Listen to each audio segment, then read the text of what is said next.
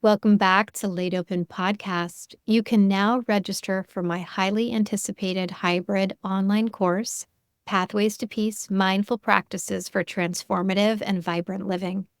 Through daily videos and weekly coaching calls, I will teach you how to understand your nervous system and its reactions, how to think more clearly and gain perspective, how to translate the ways your body communicates through physical sensations, how to identify emotions, where they come from and what they're telling you, how to discover why you react in ways that produce shame and learn tools to manage these reactions, how to reduce your anxiety and destructive impulses, and how to diminish self-hatred when you are not your best self. The course starts July 29th. If you want to learn more before then, and I hope you do, you can go to my courses page, which is courses.charnacassell. That's CharnaCassell.com for more information. This is your host, Charna Cassell, and today's guest is Christian Branscombe. He, at 21, was sentenced to life in prison without parole for first-degree murder. And there was another man that he shot who survived, and he went on to actually work with and create a number of programs doing transformative justice work and community healing.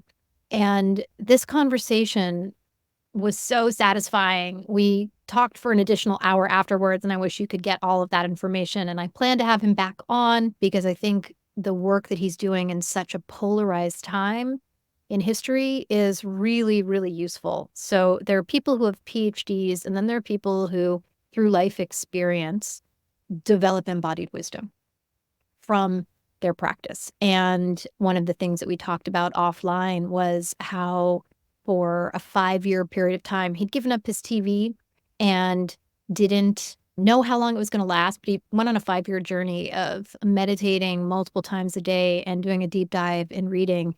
And the self-discovery that he went through, as well as what he offered his community inside of prison and then outside of prison, is quite remarkable. And I highly recommend you stay tuned and you listen to the rest of this episode. Learn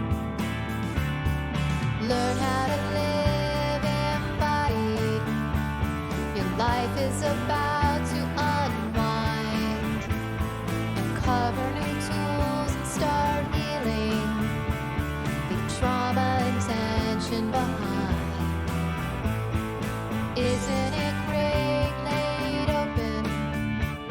Let all your desires come true.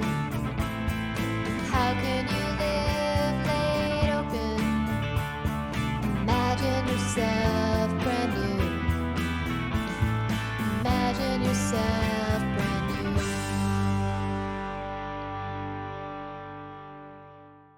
Welcome, Christian. I'm so excited to have this conversation with you. How are you today? I'm doing really great, and I'm equally happy to be here, and I appreciate you inviting me to this space. And so before we started recording, you were sharing a little bit about what you just came from, and you're vibrant in this moment, and I'd love to share with the audience.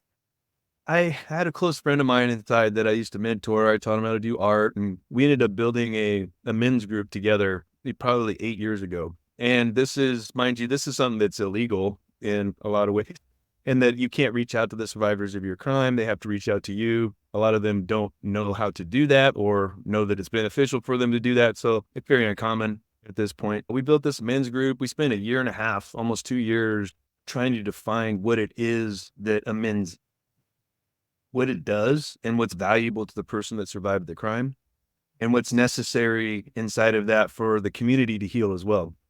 So we spent a lot of time really, thinking about these things and cultivating these things in ourselves.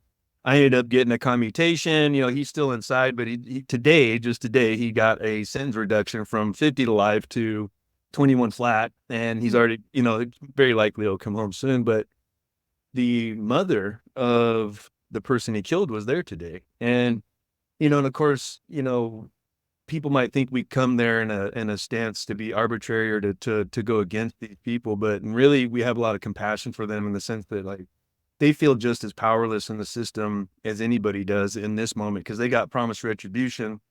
Now that's not being carried out the way that they thought. So the one little thin thread of vengeance that's there to kind of like, it goes away in this moment, and they realize how the system really doesn't need them. Like it's only when they're angry are they valuable, right? So it was, it was very surprising to see this turn into a healing moment for the survivor of this crime, and for them to feel support and to make decisions that they were like, I have to let go of this. I can't carry this burden anymore. And so for this exchange to happen in a courtroom of all places, and then for us to be the ones consoling them at the end of the hearing and connecting with them, and I want to connect them to the survivor of my crime, and like you see this network starting to develop, and you can almost see in their face like, I don't know how this is happening. I finally gave up, and now all of this stuff is flooding in, So it was just an unexpectedly really powerful moment for everybody. I mean, even the hearers were crying. I mean, it was intense. It was really good. It was a good feeling. Were you facilitating, like, what do you think facilitated the mother's openness to having that dialogue with your friend? Well, for the way that she expressed it is that I feel like she's doing what I call that leap of faith. Like, she's exhausted, she's overwhelmed with the anger. Like, at some point, this doesn't work anymore. And it's like either you implode or you let go of it, right? And so it's almost as desperate as the anger is. It's just like, it's not working. I need something else to come in. And for her, that was her church, and like her trying to let go of this. So she's like forgiving for its sake alone. And I can relate to that because Gunner came in, that's the survivor of my crime, Gunner. And he came in under that impetus, not necessarily with the church, but with this idea that like, look, I'm not going to destroy my life with the anger I hold for you. I have to let this go so that I can be sober, so that I can be the person I need to be. I need to move on. And she's at that stage, but still, it's such a courageous thing to do in that space, and to say that to the person that has harmed you so deeply, and just be like, okay, I'm just letting go of this. But then in that moment, to find all of this support and unexpected, I mean, I can honestly see in her face, like she was like, what is happening right now? Like, all of these people know what I'm feeling, are ready to catch me while I'm falling here. Like, Yeah. it was this tremendous support from what would normally be the opposing team in a courtroom, right? So Yeah. instead of two sides, it was just one side. Given what we're dealing with in this time in history, the degree of polarity currently around so many things, Right. that's incredible, right? And that's really what it feels like your life work is unifying. Well, oddly enough, this is where it was found, was through the impetus of amends, right? So the journey that ended up healing me was the one that I actually was trying to do for somebody else, but I had to do it for myself first. The one thing I try to intimate to people that are dealing with people that are traumatized or traumatizing other people is that if you can't feel your pain, you can't relate to somebody else's. So that's the first key in the journey, is understanding that in a very personal way, that we're not going to relate to others until we can feel our own pain, right? Well, and the challenge there is so many people who are offenders, they've had their own trauma. And if you can, and it's like you're dissociating or walling off, so that, because otherwise it feels so overwhelming, and you have to be with all the powerlessness of having suffered whatever happened to you. Yeah. And so when you're keeping yourself away from that, it makes it really hard to tolerate imagining anyone else as a victim, because that means you have to also look at how you've been victimized. That's absolutely true. I mean, in the process, when I usually go through a healing circle with people, when I worked inside a lot more, it was, that was the denial of any trauma was very present. I remember I usually do things in 5-year increments, starting from birth till, like your primary conditioning, secondary conditioning. I kind of worked up from there to personas, and like how our actual pattern of coping turned into justifiable harm to other people. And in that, the first one is always the same. I'd be like, all right, so tell me about your childhood. There's usually 10 guys in a group. They'd be like, oh, I had a great childhood, this, that. And I'm like, oh, okay, well, I don't believe you, because anybody that's sitting in this circle that's created great harm, I promise you, it didn't come from out of the, outer space here. So But revisit it, and in that process of revisiting, even just 1 to 5, because you don't have direct memory. You have to consult family. You have to look. You have to really explore this idea. It's deeply humbling and very emotional for people to realize how they've normalized their trauma and how they don't relate to it anymore. So that's how they can say, oh, this person shouldn't have feelings over here because I'm not allowed to have feelings. They shouldn't have feelings, so stop crying, or whatever it is that they tell themselves, they tell to other people. No, absolutely. And be a man. Yeah. Grow up. And, so often there's generational trauma, right? It's handed down. And so, of course, it's normalized because you're like, this is what mom did. This is what grandma did. This is what, and so on. So our standards, our tolerance levels for abuse and harm and not being with feelings is quite high. You also, it's tricky because the way trauma reenactment works is that you actually learn the idea of strength through weakness, right? So you punch me in the face, I hit the ground. I know the 2 things in that moment. I'm weak and you're strong. I don't want to feel this weakness. I'm going to act like you. You have become my definition of strength because you made me feel weak. Right. That isn't true strength, but that becomes the ethos of strength from the perspective of shame. Right. So when we're in that space, that becomes our definition of strength. Later on, I encourage people in the groups. I'm like, okay, so you sacrificed your physical and mental and emotional well-being not to face this. You put your life in jeopardy. You put other lives in jeopardy. You've done everything humanly possible to avoid this thing. What do you think is the most courageous thing you can do in your life? It is face this fear. It is to face this shame that you think is going to destroy you, and it isn't. Right. So this is the true call to action. And the new definition of courage and strength is defined through this journey in a very intimate way because it's obviously very overwhelming. So it's always very powerful to see that epiphany come to light for people, and along the way, but it always comes, Well, and what you're pointing to is there's power over, right? It's like power over, power under, and that's the dynamic, and that's the understanding of what it means to be in power and to be strong. And the work that you're doing brings people, it's like, okay, how can we be empowered together and with one another and not just individuals, but in community? Well, I think you learn the power of community through this idea because you realize that shame is self-isolating. In other words, if I think, hey, you're not going to accept me for this deep, dark secret I have, so no matter how kind or loving or supportive you are of me, I always know, like, if you knew this, you wouldn't be. Now, it's not a true knowing. I superimpose that knowing. So I'm self-isolating because I'm protecting myself and I don't want to be rejected again, or I don't want to be hurt again. So, and more importantly, I really don't want to feel those things that are going to trigger all the other memories that I'm holding back. So there's this solid, just rigid wall in between me allowing people in. So there is no community when you have shame. Right. When you have, there is no connection, and you're at your weakest point in your life. And that is why you're so fragile and so sensitive and so driven for safety and control, is because those things are so flimsy inside of you. Like the smallest little thing can overwhelm you. And that in itself is shameful. The fact that we feel so weak and we feel so overwhelmed with things that other people can deal with, but they have a support network. They have a best friend that listens to their pain. They have somebody that consoles them. They have a team. And that community is ultimately our truest strength, but you have to be available for it, right? So shame is the ultimate blocker of that interconnection in our communities and ourselves and our families, everything. Absolutely. I read that the statistic is that 1 in 20 men in prison were sexually abused before the age of 18. And I imagine that given it's so underreported, that's a very inaccurate descriptor, and that it was much higher. And I was curious what you discovered in your amends groups, if that was something that people, as more vulnerability emerged and more willingness to move away from denial and shame and feel themselves, if more of that came out. I would say predominantly every person that committed murder that I knew had ACEs or sexual harm as a child. Yeah.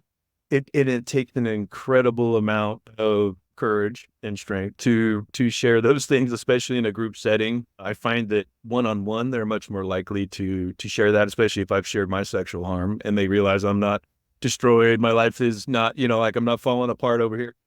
But for them to do it in a group setting is really the rite of passage, because you have to really come to terms with the fact that this happened in your life. That isn't going to go away, and it's okay. And to face rejection from other people ultimately is your greatest fear.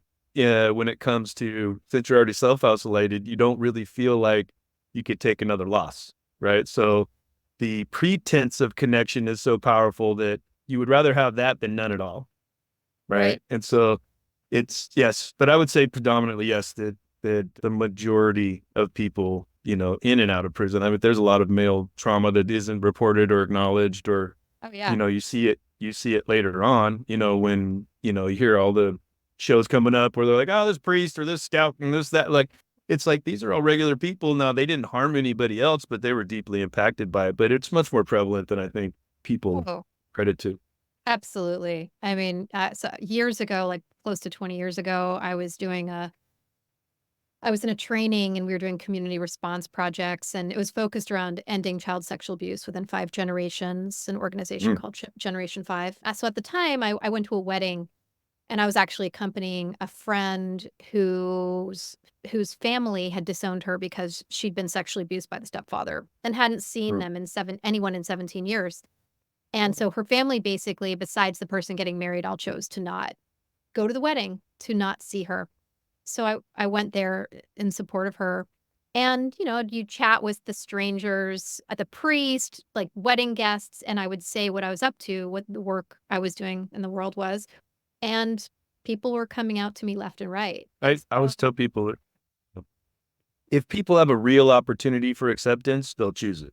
And a lot of times people say, like, nobody will ever admit to this or own it. And I said, no, they're dying to admit to it. They want to, but they have to overcome that fear of a narcissistic injury. Like, they don't want to challenge their cohesion of self with this idea, so you have to create when people always say a safe space, but a safe space is created through everyday interactions of acceptance, understanding, availability. Like, these are the things that say to somebody unconsciously or consciously, like, this person can accept me as I am. Right. And those interactions, because I was so casually talking about how do we not, create a system where people who are offenders are just left on an island somewhere, rather than how do we actually resource bystanders, give resources to offenders so that there can be some healing and resolve. And so having those conversations where things aren't so polarized or so, so black and white, I think it relieves their shame, their internalized sense of, oh, I can't talk about this. It's like, oh, this is actually wedding dinner conversation. Yeah, exactly. And that I had a person write me from prison randomly, because I do coaching, and the family actually reached out, not in the topic of what I coach in, which is shadow work, which is like focused on shame and healing and that journey. But they thought because I'd gotten a commutation that I could help him somehow get a commutation, right? And I said, well, I don't do that, but if you want to work on your trauma, I can give you a couple steps and kind of lead you in the right way. And he starts out with sexual trauma as a kid, right? And he goes, I don't have anybody I can talk to. And he's like, he's feeling desperate. And I said, well, I'm going to give you an epiphany here, bro. The real truth of it is that every dude you're looking at around you has had the same trauma. And I said, if you have the courage to own it in a real way, you're going to find out that there are many other people that not only had your experience, but are coping with the same things that you're feeling right now. And he went to a group a couple weeks later and shared for the first time about it ever in his life. And he's in his 50s. And 7 out of the 9 people admitted in that group that they had been sexually traumatized. And he thought he was alone when he's surrounded by fellow people that are going through the same thing. So it really is a misconception, Oh, absolutely. I mean, and it relates to so many different topics, but there are things, it's like, if there's that shame and there's that feeling of like, there's a pulling in, and the tighter you get inside and the less, like the more you're holding your breath, the more you want to disappear, and that just becomes a self-fulfilling prophecy, because then it makes it harder to share, and then people perceive you as being walled off, and they don't want to move towards you or share with you, and then it's just, yeah, we all Yep. get cut off and more isolated. I'm one of the things that I read in your story is that you studied Buddhism, and I was curious in prison, what do you think made you open to that? Was that something that did you go in with leaning towards spirituality or consciousness? I mean, for me, I've always been somebody that seeks purpose. Even when I was really, screwed up, I wanted to have purpose, or I knew that there was a purpose to be had and that I was seeking it. I grew up in a really overly religious household, so I was really Okay. opposed to, strict religious stuff, only because I saw that it was really hurtful, and to me especially. But with Buddhism, it was two things. It wasn't a religion, it was philosophy. So that was a little bit of a decompression thing. And they had incense. I really wanted some incense. So I went in and I was like, hey, that was the main motivator right there, was some incense. So, there was no incense available. That got me started. And, it turned into a really fruitful practice after.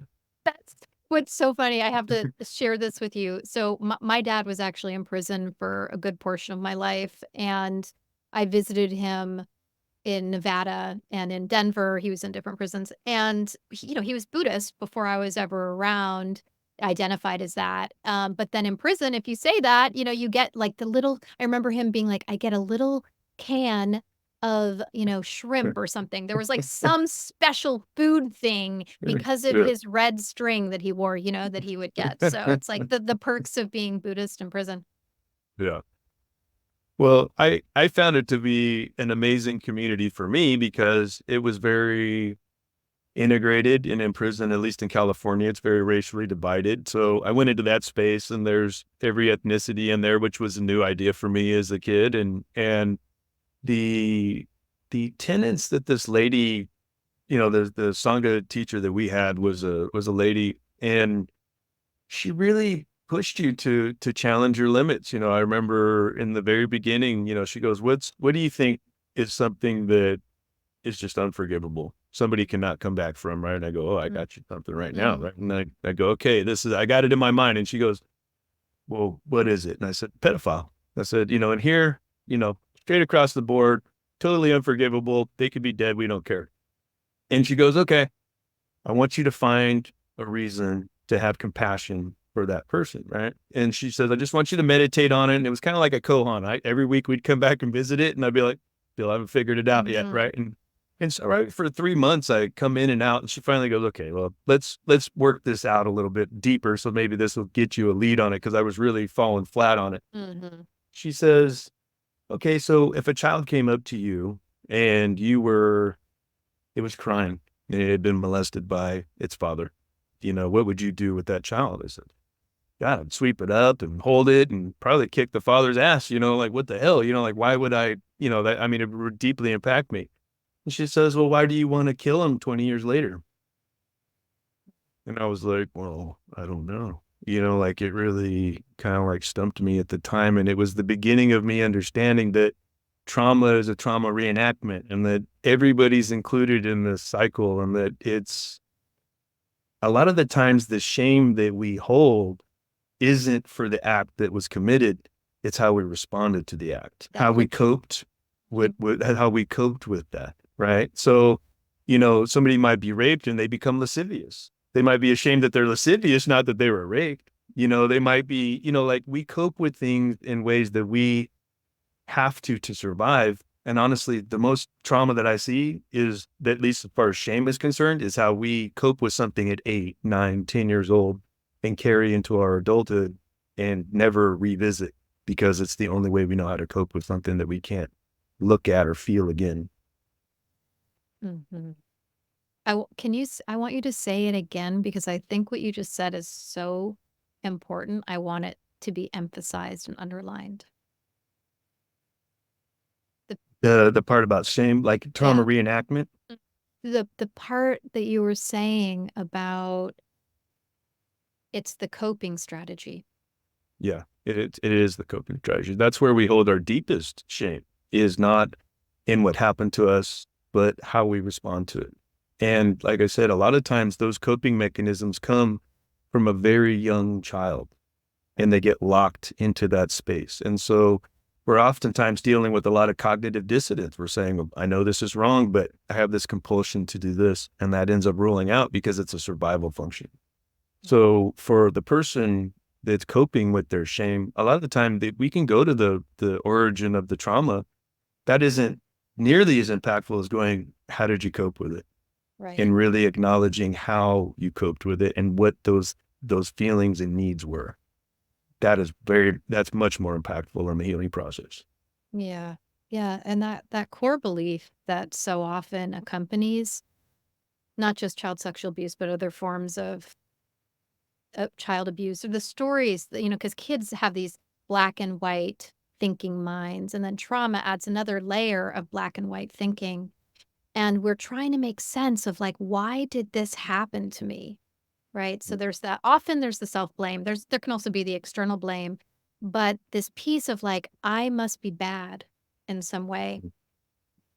And I of course I have my own version of this experience and this story, and I sit with clients on a daily basis. And I was struck this past week by a conversation with a client who there was something happening at work. It had obviously nothing to do with I know her history, and there was child sexual abuse and assault and different things.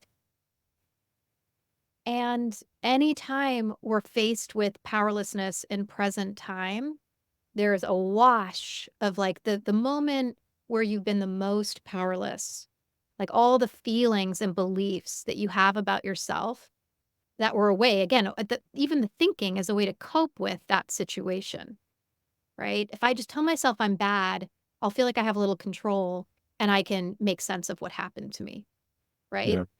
And so it touched into my own, my own tenderness, sitting with her and the amount of shame that she felt around this, benign situation that was obviously not her fault, right? It's just like a workplace thing. So yeah, it's a lot, if you don't have that understanding and you don't have guides or community support to reflect that you're not alone in this experience. Yeah. And bad usually equates to worthless, right? So it's not Absolutely. Yeah. not just like I'm not good, like we do things that aren't good, but the one feeling right underneath that is I'm not worthy of it. A lot of people stop short with that feeling like, oh, why don't you go on a date with this? I'm not worthy of that person. Or why don't you go for this job? I don't want to fail at that. I mean, they have hundreds of other people more qualified than me. There's this constant narrative in ourselves that's guiding us right back into the fire because not only are we isolating ourselves, but the only thing that we relate to is our trauma. Yeah. That's the thing that we're friends with. That's the things that we actually feel comfort with. It's the devil, and so it's the thing that we sit in with comfort, even though it's completely adverse to our well-being. Yeah.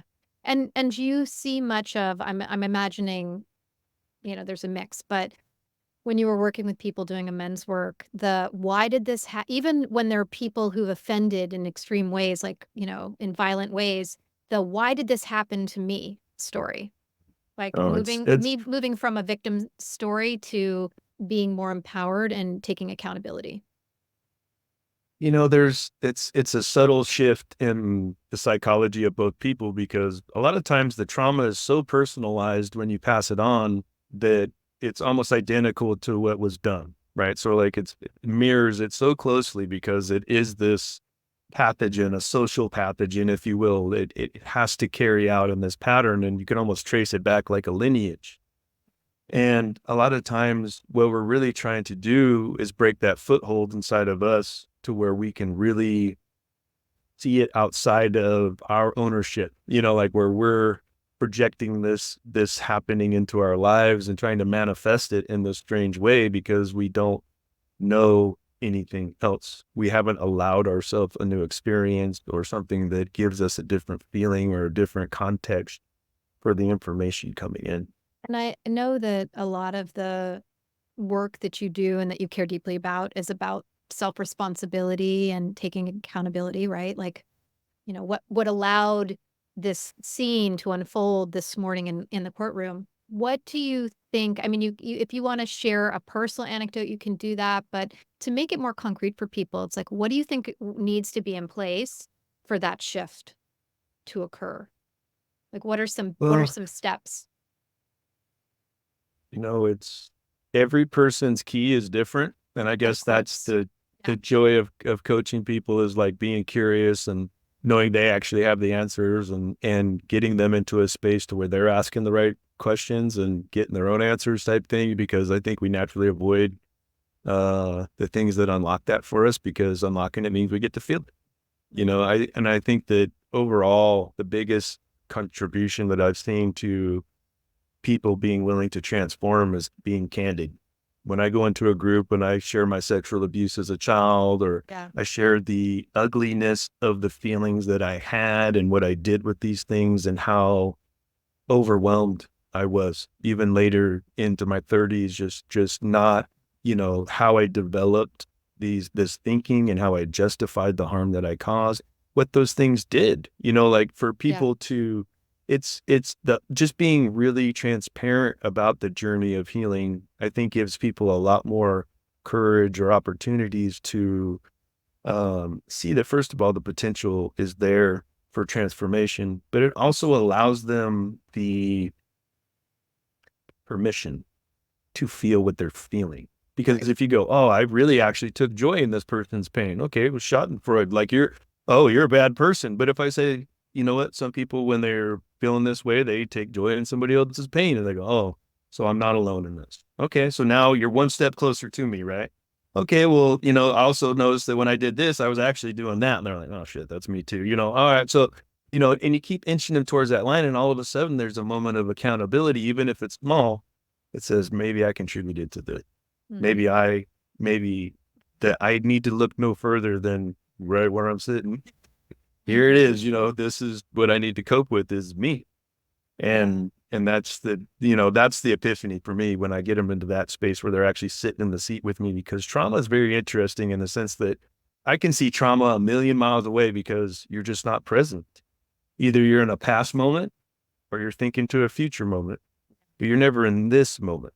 Mm. So, you're untraumatized when you can sit right here, listen in real time, get real information, not distorted by the past or what you expect in the future, but actually being present. That's being free of trauma. Yeah. Yeah. Something else that you pointed to had me think about a client that I worked with years ago where I who helped me see the value of being very transparent. I already think I'm a more transparent. I'm trained as a coach as well as a psychotherapist. And, in certain psychotherapy is trained, it's like, the wall, the tabula rasa. And I've never bought into that. But this particular client, women in power, definitely he projected stuff onto where in order to feel powerful, he needed to hold a certain stance and he needed to not share and not be vulnerable. Right. Mhm. And so for me, leveling the playing field, sharing more transparently about my own abuse, that and among other things, like somatically working with how we sat in relation to one another in the space, allowed him to start to come forward and open up in a very different way. So I think it's important for whether you're a coach, whether you're a psychotherapist, and it's different. I dial the knob of transparency depending on who I'm working with. Some people can't tolerate knowing anything, and other people, that's the way they feel connected and they feel like they're not alone. Right. And I think it's a disservice to be blank, to not be vulnerable and not model that. Well, I think a big part of the way that I coach anyway is transparency and acceptance. I think Yeah. that is the hugest thing that you can give to somebody is going, okay. I tell people all the time, like my form of amends, the amends that I give is I will listen to people that other people can't listen to, not Mm. because they don't want to, but because they can't handle the information. It's too overwhelming. So for me, I can sit in that space. I've had to heal some really ugly stuff. And for me to sit down and hear something that might not be my experience and go, man, that's some dark stuff. but that needed to be shared, and it's okay. And it's actually understandable. Let's figure it out. Stepping into that in a real truthful way, not being judgmental and understanding that everything is the product of this process and this cycle. And it's as ugly as it needs to be healed, to really know that. Well, they sense it. They know that this is their opportunity to get it out and out of their body and out of their chest, and to know that, okay, at least I'm not the only one carrying this load anymore. And it's usually such a relief. I call it burp in the bag. It's a bad prison wine term, but like it's this where you release a little air out. It's still there. It's still culminating, but you're just burping the bag a little bit. It's healthy because it's the first step, but it isn't by far the only step. And so a lot of times they'll do this periodically to keep nursing this injury. But my job is to get down there and stop this from culminating or producing this tension, right? And so that's what I call editing, is when you feel something and you either present differently or you use an exorbitant amount of energy to cope with this to function. And editing to me is this really toxic thing that we often fall into because we don't go to the final stage of actually transforming this understanding into usable knowledge. You have to be able to transform it into an understanding that this is part of who you are. And it isn't something in the past, it's right now. It's in you. It's what made you so amazing, or this is what, to transform that into an idea. And something recently that I'm really realizing too is that it's also about a new experience. Because if you have an idea, you have to, it's just like fire. You can say, hey, fire's hot, don't touch it, don't do that. You're like, okay, that looks neat and whatever, but I promise you touch it, you're for the rest of your life, you're like, oh, that's hot, don't touch it, right? Well, it's the same thing with joy or kindness or love or acceptance, the things that you don't think you deserve or can have. You step out of that and you have an experience that changes your ethos that says you don't deserve it. You now go from an idea of knowing that you should deserve that to feeling like you deserve it, right? And there's a huge leap in that as far as the healing process goes. What that, to me, the language I use around it is that you're moving from knowledge to embodied wisdom. And that what it takes, and often it's like through physical practices. I'd use martial arts-based practices to rewire the brain through the body, or I do body work with clients. And, when you don't have any access, like your legs are all numb, but then you start to understand, it's like, oh, if I could feel my legs, what would be possible? I'd be able to run. I'd be able to kick. I'd defend myself, take a stand for something, move towards what I want, like all the things that become possible. And then when you do body work and you bring more aliveness into those legs, and suddenly it's like, oh, I could also jump on a trampoline and feel joy. I could do, like all the new possibilities because of a new physical imprint in the body and a felt experience. So it's like until you actually move through the emotions or move through the physical experience and it becomes a visceral memory to replace and override that trauma neural pathway, you just keep running the same old neural pathways and telling the same story because it's all you know. You don't even realize something else is possible. Well, it's somatic, right? You're like, oh, I'm angry. You're not in control of you're like, you just feel things, right? Or you're like, I am sweating, or I'm overwhelmed, or anxiety. Anxiety is a big one too. So like, you step into that space and it's like, you're having an experience that's completely out of your control, except for the fact that you can reframe it. And I'll give you a really powerful moment that I had with that, which is when Gunnar and I had our victim offender dialogue. Every year he would wake up December 20th, the day I committed the crime, and he would have night terror. He would have physical, just sweating. I mean, it was really intense for him. After we had our VOD, he never had one again. The body changes the way that it interacts with something through an experience. We had a connection and that changed his biology. It can affect you so deeply. When they gave me a life sentence, it changed my body. When they took it off, it changed my body.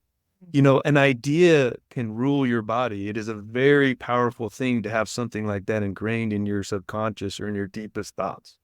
So to really reframe something and have a new experience, absolutely is the most transformative thing you can do in the process. But getting there, you have to first become aware. So first, you're not aware of your body because you're numb. Then you realize, oh, my body is doing something. I have tension, or I hold my breath, or I sweat, or whatever, however that body copes with these things. Then there's the emotional awareness. Oh, I have these things going on. I'm actually feeling this when I didn't feel anything at all for the longest, And then it's like, these are my thoughts attached to all of these things I didn't know were connected. And so you're thinking about, for us, it was criminal thinking or the trauma cycle or how you justify the things that you do. So you get into your own head. But usually that's where people stop. They share it, they get it, and they burp the bag. They just let a little air out, let a little air out, let a little air out. And then and they're maintaining, but they're editing. And it takes so much energy to be upset and to hold it in, or, oh, this person said something, they're really trying to disrespect me. It's not happening, but this is what I'm living with. So you're in your own little Groundhog's Day. You're just torturing yourself every day a little bit, trying to get through this day until you actually get the groundhog out of the hole. It's like, all right, now we're going to look at this sucker, and you know what? I'm going to pet it. I'm going to love it. I'm going to hold it in my arm. This thing's my friend now.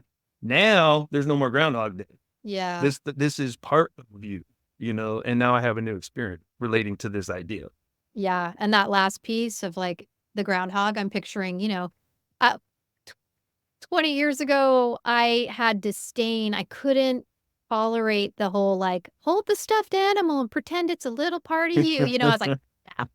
It's like inner child work. I've kind of like vomit a little in my mouth. And the reality is you can't heal trauma without working with all these different parts of yourself and learning to accept even the vulnerable, youngest, and dare I say powerless parts, right? And that, well, but it was great. It's like a little bit removed when you picture it's the groundhog. It's like, can you all hold the groundhog and It's a pet lonely it? groundhog, it wants light too, I was at a 10-day silent meditation retreat at Spirit Rock many years ago. And then you would meet like twice during those 10 days and have a little Dharma talk with a teacher. And you'd share just, a couple minutes, like a couple minutes of talking in all this sea of silence. And one of the women in the group, so she's like, so this is what I find that I'm thinking a lot about. She's a gardener, landscaper. And she's like, I think about killing gophers. And I remember, like, oh my God, this is amazing. And only, however, 10 years later, having a garden and having this like war with gophers and slugs and snails. And I'm like, oh, the pleasure I take in, I'm not holding this. Although I have moments of being in love with the snails, I'm also like killing the snail. Every ecosystem has its balance, and yeah. it's good to revere the balance. Otherwise, you'll be ungrateful. Yeah. I think that absolutes are a great thing to avoid, and that's a prime example of absolute. If you say, hey, you can't kill anything, well, you're probably not going to have a good garden. Now, if you balance it out and say, hey, this is kind of like, I always see the best version of life really relating more to harmony, and I think that the Dharma talks a lot about that. It's not what you expect. It's not if you're actually in this moment and just experiencing it, there's no right or wrong. There's no, concepts of, maliciousness or this. It's just the way that things are. And if you can be in that space in a real way, life is so gratifying because the most amazing things happen in that space. I mean, truly amazing things that normally would be prohibited due to anticipation, right? So if you can find that curiosity, almost that childlike, reverie for life, and going like, hey, I've walked out this door 100 times, but what's under the mat? What's over here? Like just seeking, exploring, and being that person. I find that life is just such an amazing experience when we can hold that space. It really is. I don't think we can hold that space when we're defensive or afraid or overwhelmed or alone. I think that a lot of those things are prohibited, in that space. Yeah, no, it goes from wonder. Instead, it goes to paranoia, if you're in fear and gripping. Yeah. So I found myself wondering about your own story and your connection to the man who molested you for a long time as a kid, and wondered if you reached out to him and if there's been any kind of like accountability on his part And so that's the first part of the question. The second part of the question is like, so when the person who's harmed you, sociopath, never going to take accountability, because so much of that transformative moment that you described with Gunnar and how it shifts in the body is that there's acknowledgement, right? Mm. And so when that isn't going to happen, then what? Well, I actually did look for, so there was such an age gap there. I Mhm. was 8 or 9 when I was molested. He was almost 18. He almost got charged in the adult court when they found out. He ended up doing a few months in juvie and getting out, but like he was much, much older than me.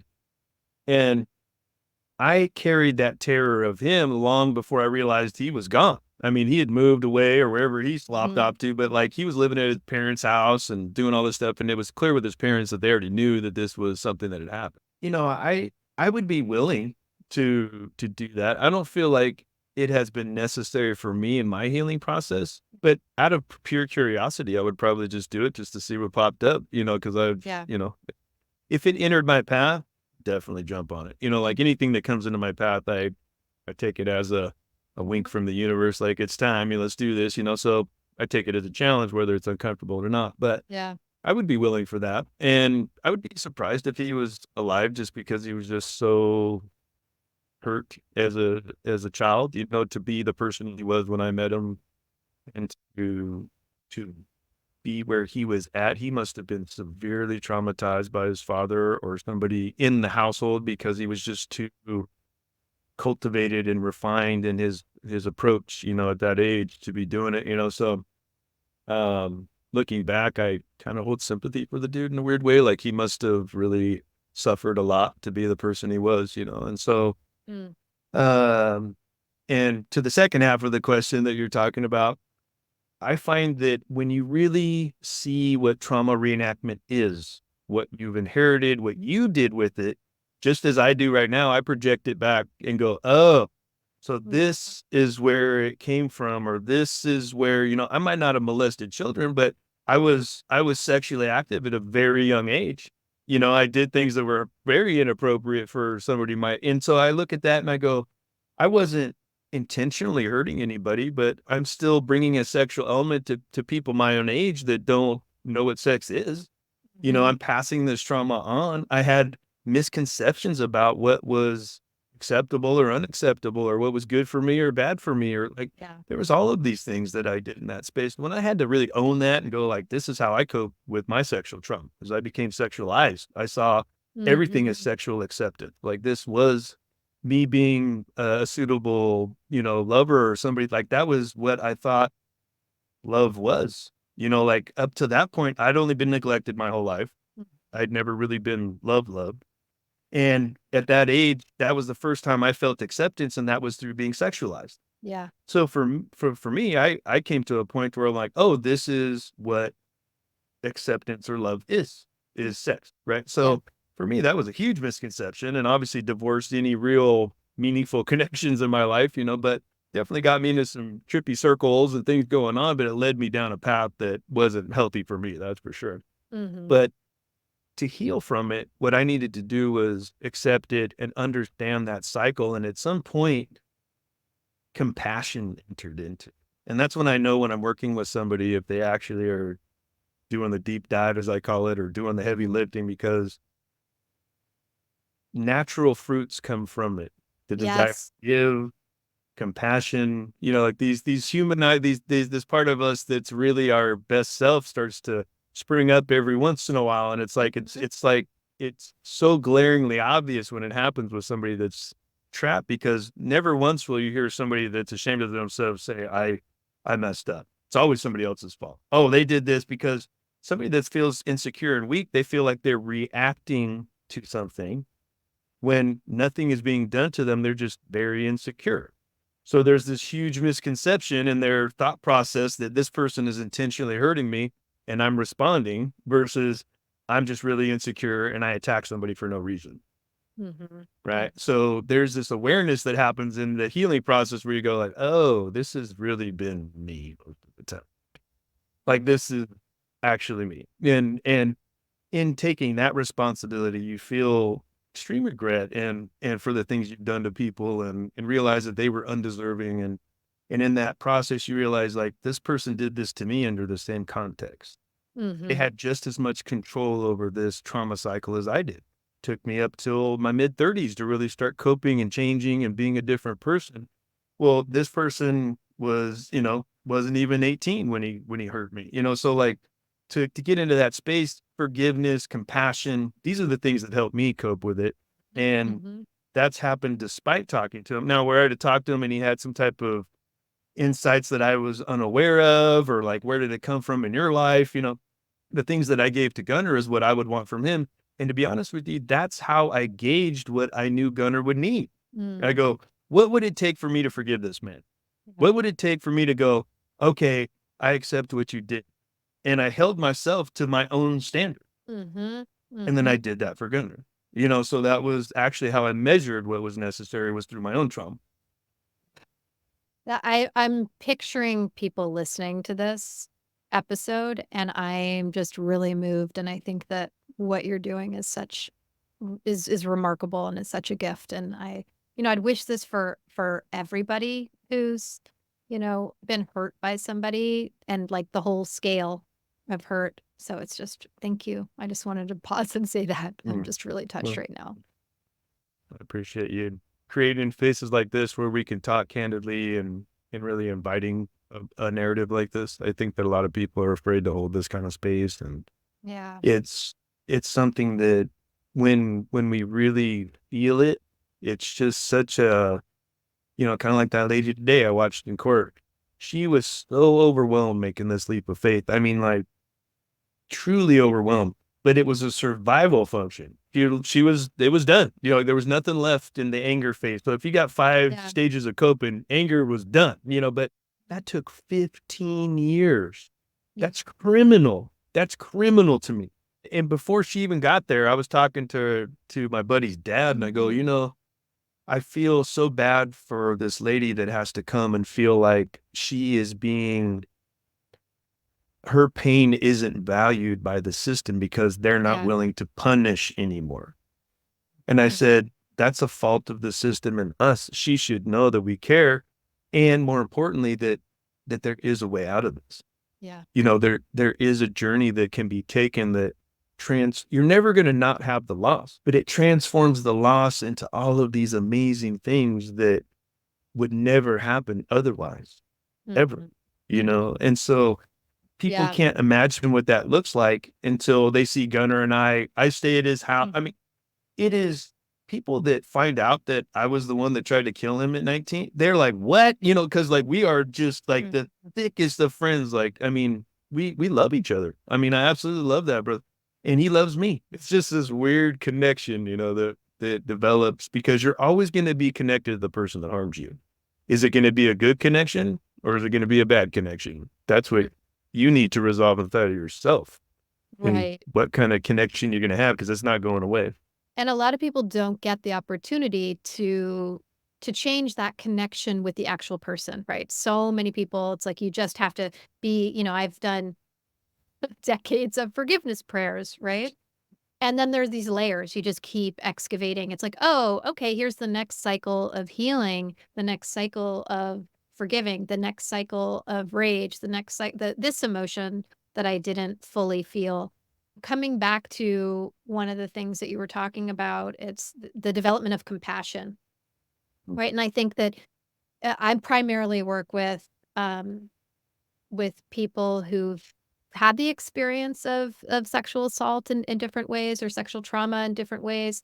Some people who are healing from shame around offending in a variety of ways. But exactly what you described in terms of the people that you're working with, I feel like the same thing applies. And I don't really, survivors, I don't really like the word victim, but these small steps that you take to accept what your needs are, to accept yourself, to be present with yourself, the byproduct is self-compassion, right? And then the more compassion you have for yourself, the less shame you have internally, then the more you feel connected to the rest of the world and to other people. It's an interesting concept to realize that no one can forgive you. But you can forgive yourself. And that's the thing. It's like, you can forgive yourself, but you can't forgive yourself. And so it's an interesting concept to realize that no one can forgive you. Yeah. Only you can forgive you. And that's a real deeper understanding of the healing process, is to know that you could forgive me 100 times up. If I can't receive it, it doesn't land. I'm not healed. And I'm if not you, transformed. right. And And I could if, forgive you 1,000,000 times. If you don't feel worthy of that forgiveness, it's not going to land in a way that's actually going to heal you. At some point, you have to realize and accept that the things that you did were probably the only response you had to what happened. I recently read a book by Robert Sapolsky called Determined, and it was really powerful for me to read, and it's challenging the idea of free will and stuff, which always gets people all kooky. But the end result of it at the end was, it was very powerful to say that if we take away responsibility, you can no longer judge someone. Mm. They're the result of their environment. The impetus actually lies on the community. The community bears the biggest responsibility because they're the result of their community. Mm. And so it takes away judgment, and it also puts the impetus on present action, meaning the only change that we can actually receive is present right now.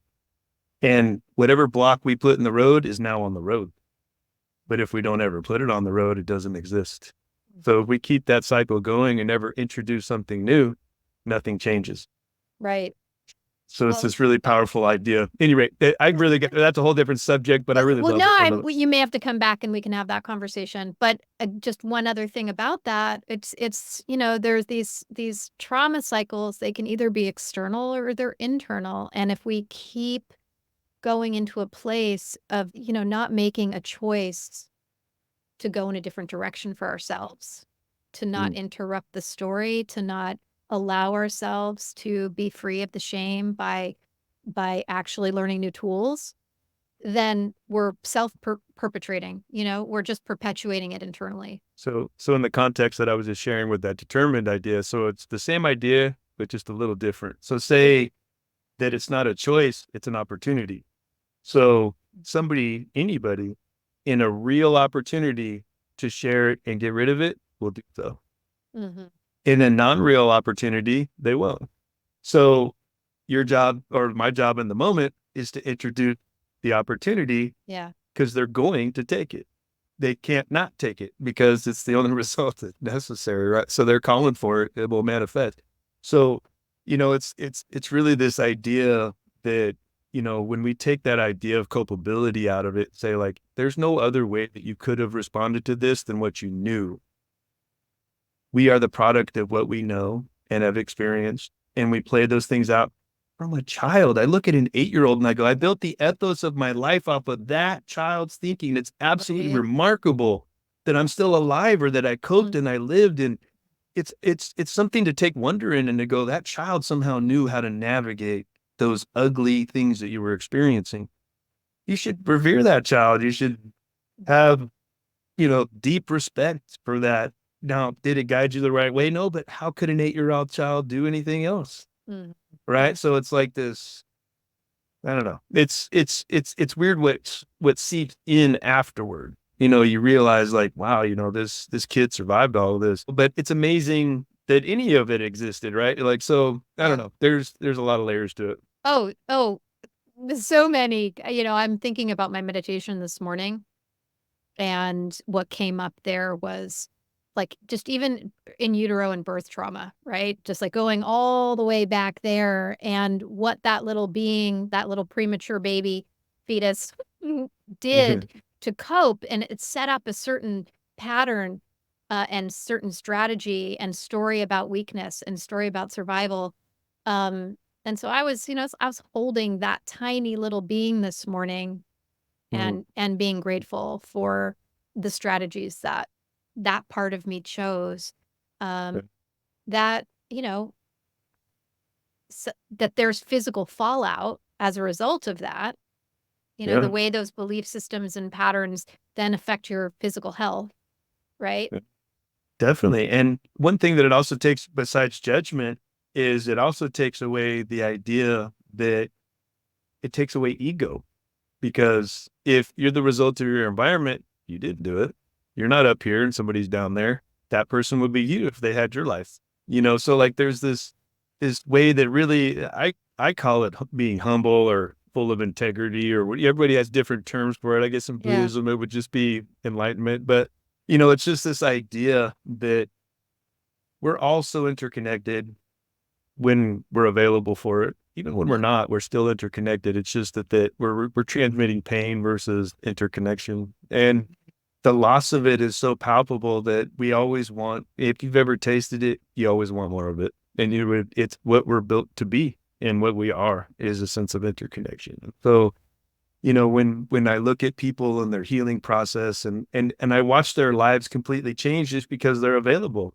It's not that they're inviting anything new in, they're just not pushing it away. It's already there. Can they embrace it? Can they hold it, without feeling that they don't deserve it? So the journey is really about everything. And I remember I used to tell myself this when I was in prison with life without the possibility of parole. Everything I absolutely need for my journey, whatever that is present. It's all available to me right now. I just have to find it. I have to be open to it. I have to take the challenge.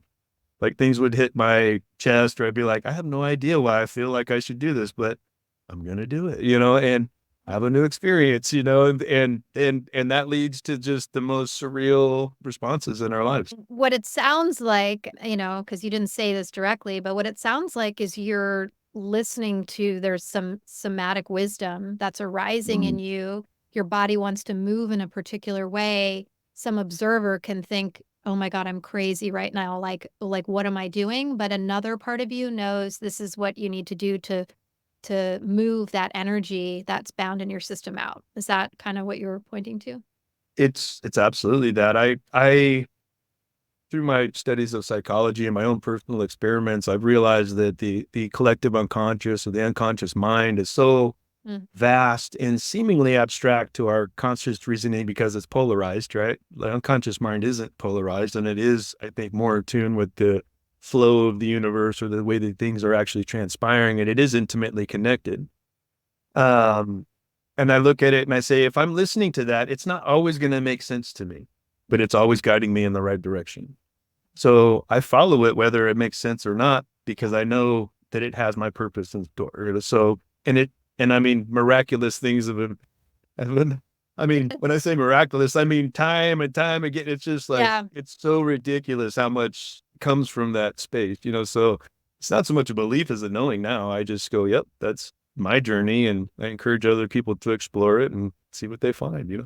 Absolutely. I would love to continue just this particular conversation, and I had a home invasion in January, and holding it like, instead of this happened to me, this happened for me, talking back, circling back to opportunity, and knowing that this experience was an opportunity for me to feel through and move through another layer of, PTSD, because it brought up childhood stuff, while I'm creating a course about self-regulation, right? And it's like perfect. It was like I'm in it, full trauma response, observer, being able to watch like how crazy, how it feels like it controls, and it feels true, your perception of everything and everyone. And observing the nervous system, like being in it and observing it all at the same time, but also trusting that there's ultimately some kind of piece of healing and wisdom that's coming from this insane situation that I could just write off as like Oakland crime, but no, I hold it really differently.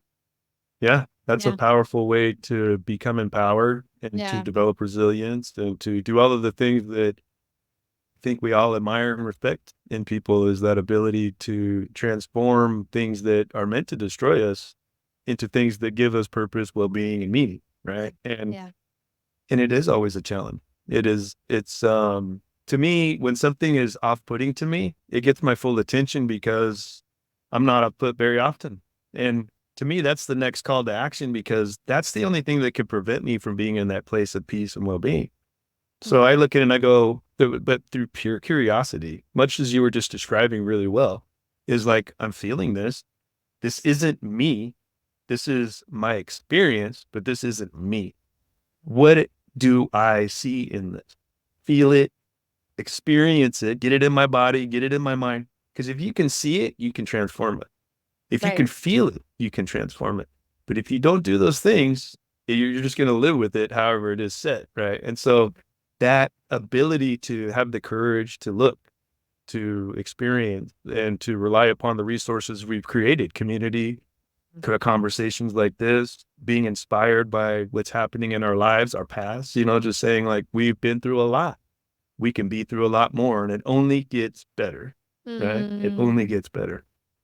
And I like to ask people about freedom and what their definition of freedom is. And I feel like you just answered it, but is there anything else you'd add?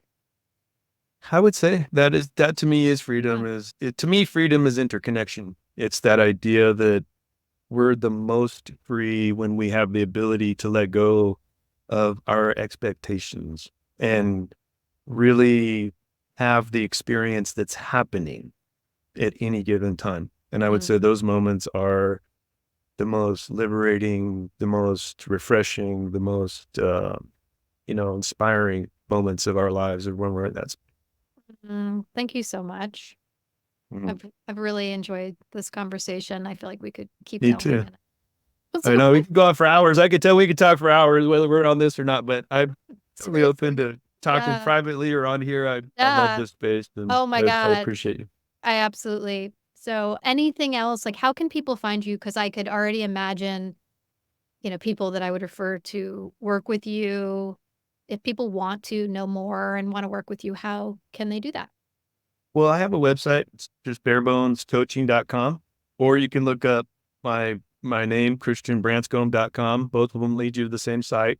And, they have a Calendly account on there where you can sign up for a free half-hour just interview, or you want to talk about what's going on, or if the work I do fits for you. That's kind of where I do that type of work. And then otherwise I kind of do stuff like this. I just run around and talk to people and have new experiences. And I'm always open for projects and what people are doing, especially if it's community-based, trying to give people good direction, or I'm always up for at the least advice. And if I can get engaged, I love being a part of things like that. So I'm always available. Thank you for joining us. If you appreciated this episode, please like, rate, review, and share it with your friends. I'd really appreciate that. And if you'd like to stay connected, you can find me on Facebook and Instagram at LaidOPEN Podcast. That's LaidOPEN Podcast, all one word.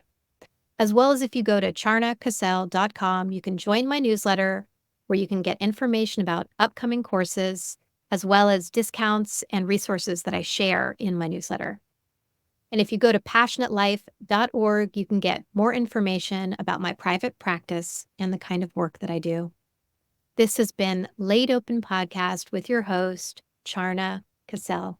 We all have different capacities, but I believe in our capacity to grow and change together. Until next time.